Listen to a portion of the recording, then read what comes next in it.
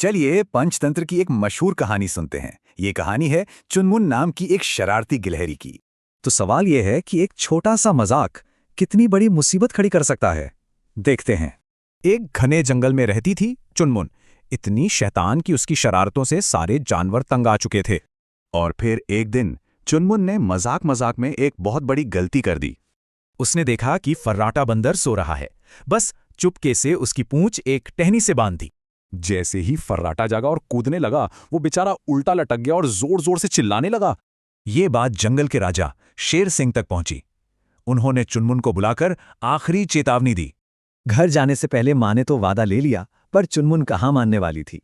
खेल खेल में वो इतनी दूर निकल गई कि उसे एहसास हुआ वो रास्ता भटक चुकी है। अब वो अकेली थी और उसे कोई रास्ता नहीं सूझ रहा था। तभी आसमान में एक खतरा मंडराया। एक शिकारी बाज अपने शिकार की तलाश में था और उसकी नजर चुनमुन पर पड़ गई। पलक झपकते ही बाज नीचे आया और उसने चुनमुन को अपने पंजों में दबोच लिया। लेकिन इस सब उसके पड़ोसी कालू कौवे ने देख लिया था। वो जानता था कि उसे कुछ करना होगा। कालू ने फौरन अपने दोस्त मिट्ठू तोते को बुलाया और दोनों मिलकर उस ताकतवर बाज से भिड़ गए।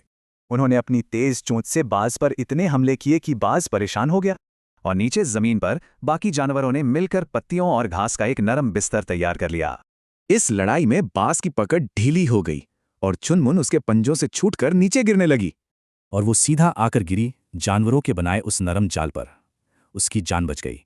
उसकी माँ किट्टू दौड़कर उसके पास आई। उसे सही सलामत देखकर उसकी जान में जान आई।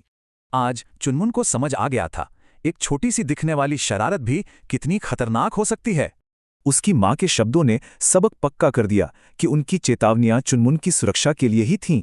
तो बड़ों की सलाह क्यों माननी चाहिए?